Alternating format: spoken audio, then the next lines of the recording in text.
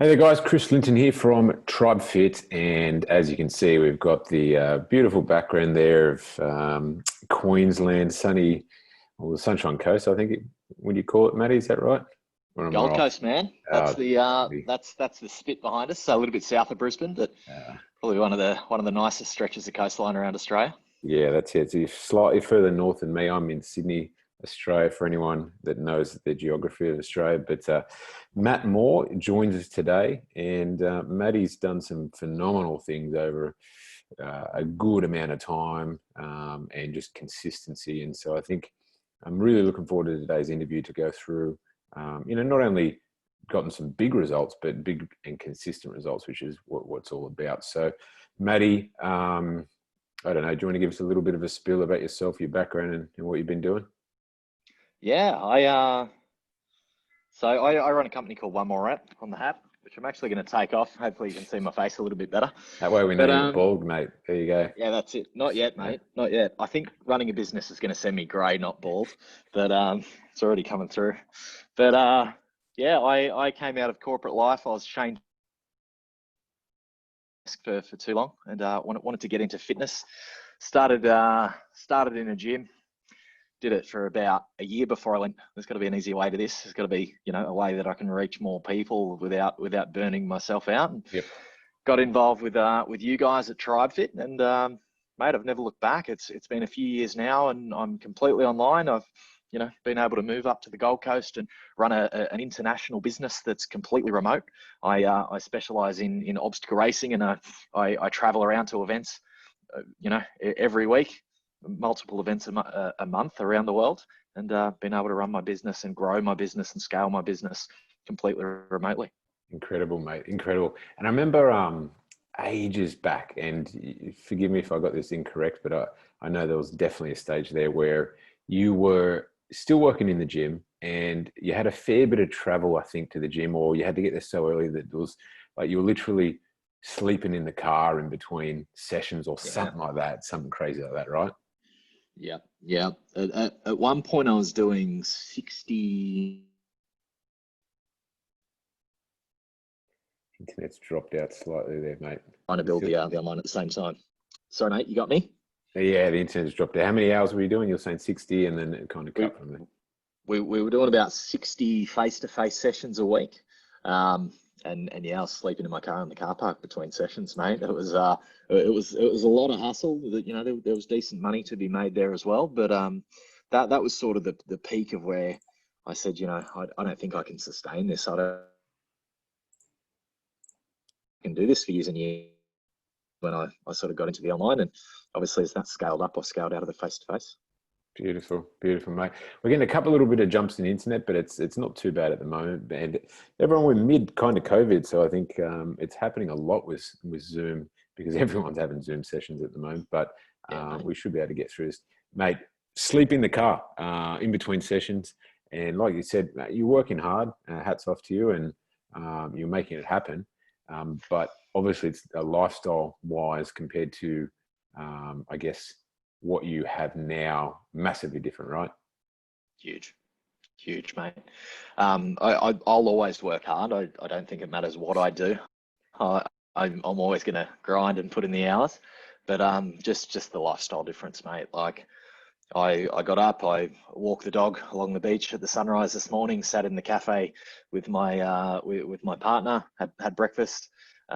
Already got a training session in. I've already done a couple of client calls today, and a couple of sales, and I'll have time to train.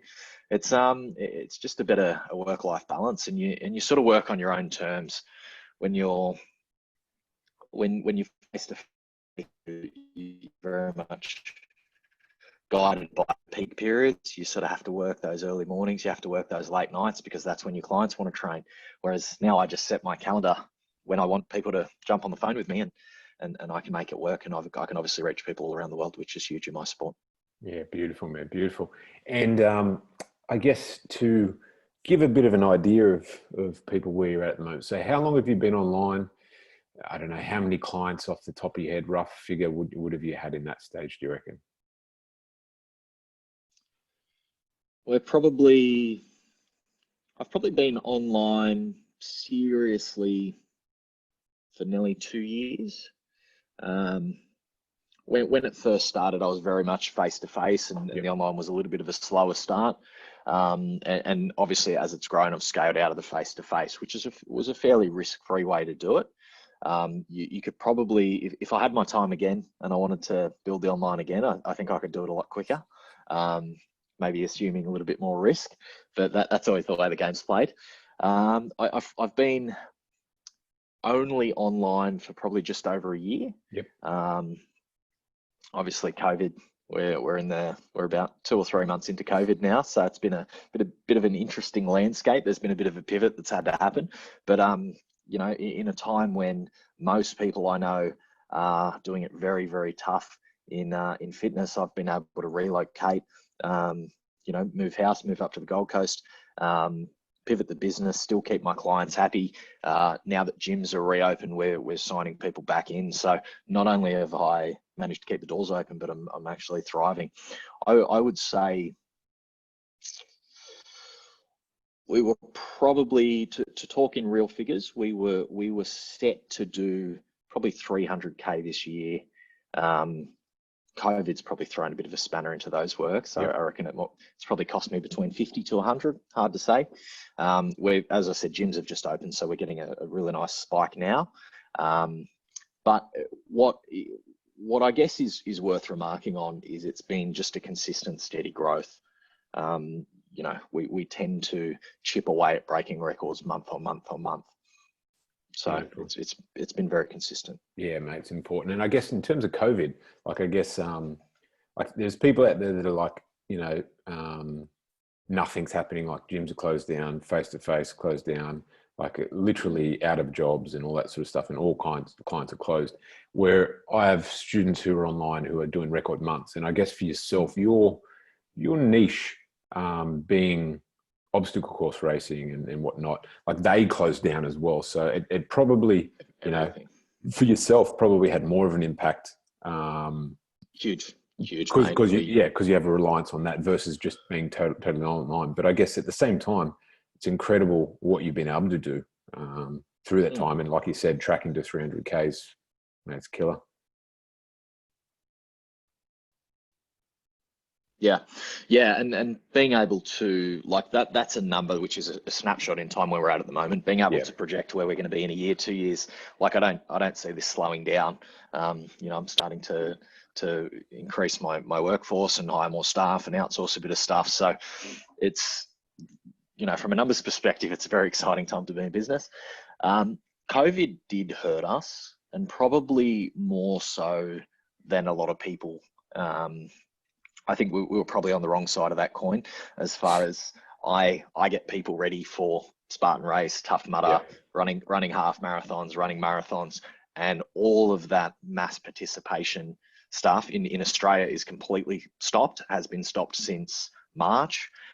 We're probably realistically not looking at getting back into events happening until September, maybe October, November at the earliest. And that's definitely going to be, it's going to have an effect when you're training somebody for a marathon and all of a sudden the marathon isn't happening. You know, there's a period where we've got to sort of reframe people's goals and say, you know, the answer isn't to stop training. It's just to move the goalpost, kick for something else in the meantime. And then when the events come back, you're going to be ready. So it's been a bit of a pivot that I've had to make. It's certainly slowed us down a little bit. But on the other side, I've seen people who have been on the other side of the coin and are having record months. And don't get me wrong, Chris, I'll have a good month this month now that gyms are open again. Beautiful. I can't talk the exact numbers, but my ass is on fire with calls this week. So that's good. Killer, mate. That's what we want to hear. Cool. So being in business, online business, as you said, you obviously took your time transitioning solely to online rather than kind of just burning the boat, burning the bridges and just moving. And you kind of touched on that a second ago. So other than that, like if you could go back in time, what tips would you give yourself over the last year or two that you think would, that you've gone through the journey, you've learned that have gone, okay, cool, light bulb moment, that's important. And I guess anyone listening, advice you'd kind of give them. Yeah, look, for me, I'm in quite a small sport. So it is going to change a little bit niche to niche. A lot of the fundamentals are going to be the same. Focus on your sales, focus on your get your ads up. You know, if you can scale into them as soon as possible, you you want to be able to deliver the service that you're selling. I sort of got the business up going where I could bring in the right amount of people per month, but my retention wasn't excellent. So about a year back, I went back and sort of re-engineered the whole course. And now we've got a huge focus on that accountability, support, and retention, and we're maintaining. So usually we get people, say, through a first 12-week program. They will then go into, we're probably at about an 80% rate of somebody going into a second Nice. 12-week program. Yeah. I'm signing up people during COVID on their fifth, sixth program in a row at $85 a week. So if you build that retention up, and you're offering a good service, people will stay with you long term. I think for me that's been super important in my niche, because it is such a small sport and it is a community where everyone talks to each other. But my advice would be, get aggressive with your sales, get your ads up. No, try to at all times. Take as much action as you can. You can build this shit fast. Yeah, good, man. There's a little drop out there, but I think we all got the gist. In terms of sales, I'm going to jump on that. So and obviously sales, it's important. You don't have to be an absolute, gun salesperson or whatever it might be, but anyone who's like, all right, cool, I want to get into this. I'm not that confident in sales. I don't believe I'm that good in sales, or whatever it might be, whether it's right or wrong. What tip would you give them to improve to improve that process and get their sales up? Fucking learn as much as you can. The Tribefit course does a great little sort of introductory to sales and basic sales scripts, templates, stuff like that. I've been doing sales for a long time. My father owns a car, so I started, hustling at an early age. So I guess that's the business a bit more naturally to me. But it's a skill that every single person can learn and should learn. I think sales and marketing, there's so many good resources, so many good audio books and different places that you can learn this stuff. If you're not, if you're serious about being in business and building a business and growing, you need to take the time to invest in yourself and learn. And coaching is a fantastic way to do that, because you sort of, and Tribefit, if you're trying to build an online coaching business, you're sort of getting all the best parts of different sources. I know you're an avid reader.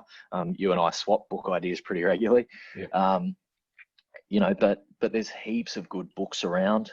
The best way you're going to learn sales, though, is to get in the trenches and just fucking do it. If you're not confident about it and you're jumping on sales calls and you're not closing, they're the ones that you're going to go, wow, what have I done wrong there? How can I get better? When it costs you money, you learn, right? So get in the trenches. But if it's something that you don't think you're great at, ask for advice from you guys. What books should I be reading? How can I get better? Be critical of your approach, or always be looking to optimize everything you do. Spot on, mate. And look, even if you're an absolute gun at marketing, absolute gun at sales, like, we can all get better. And the common kind of thing I've found is that, if I rewind 10 years, I thought I was absolutely shit at sales and hated sales. But in actual fact, the product that I was selling, or the thing that I was trying to sell, nobody wanted, right? Because I sucked at marketing. Or this is when I was working in the corporate space, and I was like selling something. They sucked at marketing, and I was selling something that nobody wanted because it was just shit marketing, right? And so I would go and knock on a door or whatever and be like, hey, there's this and they wouldn't even give me time to talk to them, because they wanted to buy the other thing, the other company stuff, or whatever it might be. And so I've labeled myself as being shit at sales, hating sales, never wanting to do sales, and whatever it might be. And in actual fact, it wasn't until I discovered I just hated selling shit to people, selling stuff that people didn't want to buy to people who didn't want to buy it. And you could be the best salesperson in the world, and if you're trying to sell something that no one wants, like you're going to get down yourself. So it's about marketing in the right way and positioning in the right way, and in sales then just becomes a conversation, right? 100%. It's problem solving, and if you don't believe in your own product, like if you're getting on a sales call and you're not confident in what you're selling, make your shit better. Yeah. You know, like offer more. If you're getting to the end of a sales call and people are not excited by the end of a sales call, there's a couple of mistakes that you're making, but chances are you're not offering enough, or you're not excited about it, or you haven't found what they care about and presented that solution and packaged it in the right way. There's certainly a lot of do's and don'ts with sales, but it's not a terribly difficult process. It's just have a conversation. If they don't want your shit, don't even try to sell, because you're always going to be forcing that. Yeah. If it doesn't feel right, you're either talking to the wrong person or your product isn't good enough. Spot on. It's easy if your product isn't good enough, because you can just make it better. Absolutely spot on, mate. And that's like one of the most beginner mistakes is selling, like thinking and expending energy on someone that doesn't want what you want. Like just go find the person that wants what you want, right? And get more of those people. And don't 100%. Take that personally, because not everyone is going to need or want what you do. Just find the people that do. And as you're saying, mate, you have an absolute killer month, and it's, we're coming out of COVID. It's kind of, in most cases, people wouldn't believe it's possible, but once you got the formula right, everything kind of spins off pretty well. Cool. So I've got one last question for you, mate, before we wrap up, because I know you're a busy man. So, what advice would you give to someone who is in early stages of building their business? Take action. Just take action. One of the things that, and I've worked with Tribefit for a while, I've been in the Tribefit community, I've seen a lot of people who are new come into the program, and a lot of people that I see go wrong are people who sit on their hands and try to perfect everything, and they don't do anything. It's easy to look at somebody who's doing well and say they must be doing everything right, but any entrepreneur you talk to, you find most of the shit they do wrong. It's how you learn, right? And it's usually the more money the mistake costs you, the faster you learn the lesson. But it's just keep trying. If you don't know which direction you want to go, like if you don't know which niche you want to go, or you don't know, if you don't have all the fine print worked out, just pick a direction and head in that trajectory, because you'll learn faster. You'll learn if it's wrong pretty fast, and you can course correct. But if you sit around and try to perfect everything and try to get everything perfect before you get on that sales call, you'll just never end up selling a thing. Spot on, man. Spot on. Cool. Mate, I appreciate your time. If anyone's listening to this and going, shit, I want to get into obstacle course racing, I want to get fitter, I want to, whatever it might be, and they're like, Matt, I want him to help me, to train me, how will they find you, mate? How can they get your help? One more rep. So just Google that. One more rep. Two O's in more. It's my last name. You can usually see me running around a course in a Spartan suit or some sort of costume. I think I was dressed as Princess Leia on Star Wars Day. I was dressed as a pineapple. So if you're at an obstacle course in Australia and you see a dude in a crazy costume, it's probably me. But yeah, just Google One More Rep, Facebook, IG, we're all over the place. Beautiful, mate. I appreciate your time. It looks like a beautiful day. We've actually got a nice sunny day here in Sydney, but it's going to be a couple of degrees warmer up north. So, mate, it looks absolutely beautiful out there. Enjoy the day. Appreciate your time, brother, and we'll speak soon. Yeah, cool chatting to you, Chris. Cheers. See you, mate. Bye.